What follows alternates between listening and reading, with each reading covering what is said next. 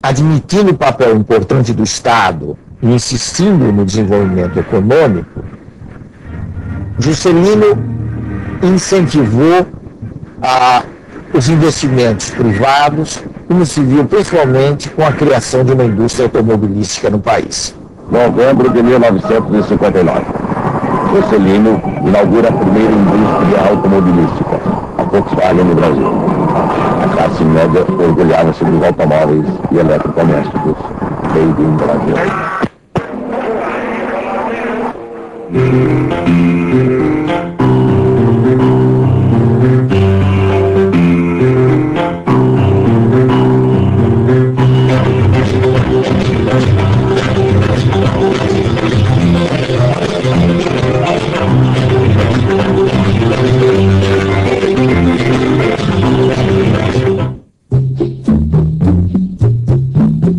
A construção de Brasília, no centro do país, representou a realização de um velho sonho que vinha existindo desde os fins do século XIX. Do ponto de vista urbanístico, foi algo de impressionante, porque não havia nada em Brasília, havia o Cerrado do Planalto Central, e ali se ergueu uma cidade, toda ela planejada a partir da capacidade do planejamento dos arquitetos Oscar Niemeyer e Lúcio Costa. De tal forma que Brasília se tornou uma espécie de emblema do avanço da civilização, com seus problemas, mas também com as suas virtudes, no centro-oeste do país.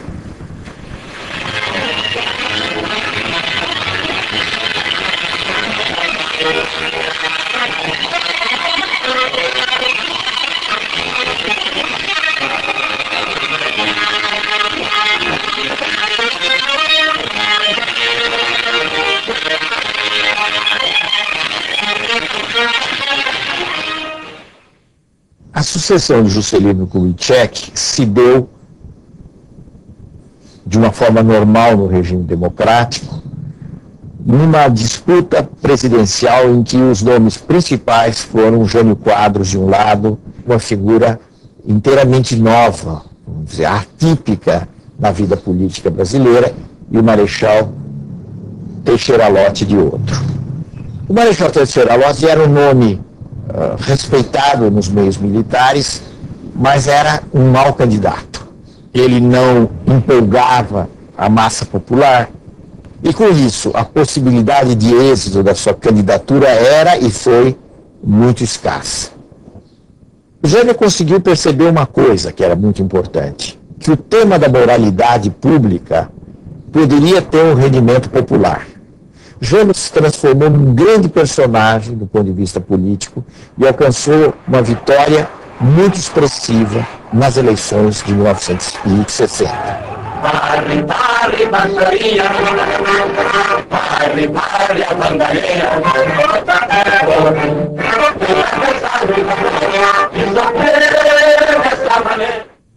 O governo Jânio foi um governo muito breve, um governo de poucos meses.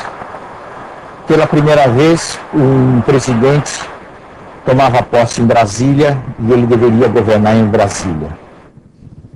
Aconteceu, entretanto, uma coisa curiosa que iria marcar a história política dos anos seguintes, que foi o fato de que o vice-presidente eleito junto com Jânio não pertencia à chapa que tinha o apoio principal na UDN. O eleito foi precisamente Jânio Goulart. Isso aconteceu porque, naqueles anos, era possível votar num candidato de um partido para presidente e no candidato de outro partido para vice-presidente. Isso resultou num problema que se tornou muito grave com a renúncia de Jânio Quadros. Como é que se explica a renúncia desse personagem misterioso? Que ele realizou uma política conservadora, ou tentou realizar uma política conservadora, mas necessária, tentando reorganizar finanças, tentando controlar a inflação. Ao mesmo tempo, ele adotou o que se poderia chamar uma política progressista no plano das relações internacionais do Brasil. em pouco tempo, Jânio perdeu o melhor dos apoios que ele tinha. A esquerda não confiava nele, os nacionalistas não confiavam nele, apesar da política externa independente. Por sua vez, as forças que o apoiaram também deixaram, em grande medida, de apoiá-lo. O que é que Jânio imaginou, então, diante desse quadro?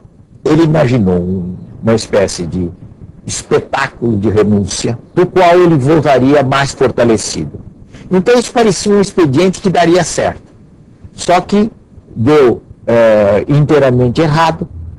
Quando ele renunciou, não se discutiu praticamente a renúncia, ele veio para São Paulo, praticamente nada aconteceu, e o que ocorreu foi o fato de que ele abriu com esse gesto profundamente negativo, um vazio, um trauma na vida política brasileira.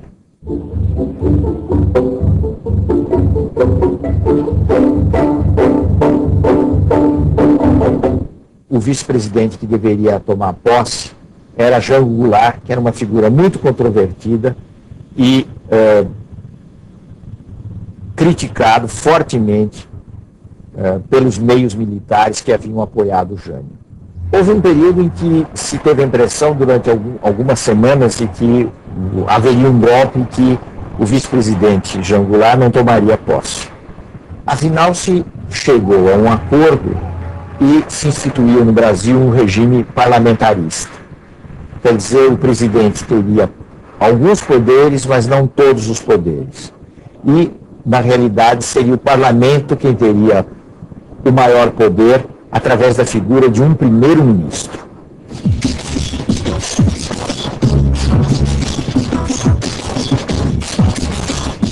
O período de governo de Jango Goulart talvez possa ser definido como um período de populismo radical.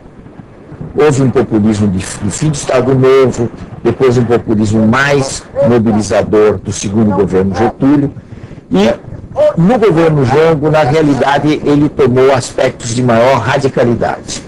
Houve um comício em março de 1964, no Rio de Janeiro, o famoso comício da Central do Brasil, em que Jango anunciou uma série de medidas e reformas perante uma grande massa da população. E deu com isso a impressão de que estavam se iniciando as chamadas reformas de base, reforma agrária, reforma urbana, que conduziriam o país ao ver dos conservadores ao rumo desconhecido. A partir daí, houve uma mobilização social anti-Jango, feita principalmente por uma classe média atemorizada, de tal forma que deu uma base social, civil, ao movimento anti-Jango. Nos fins de março, 1º de abril de 1964, estava se instaurando o primeiro regime militar no Brasil, que iria durar até praticamente o começo dos anos 80.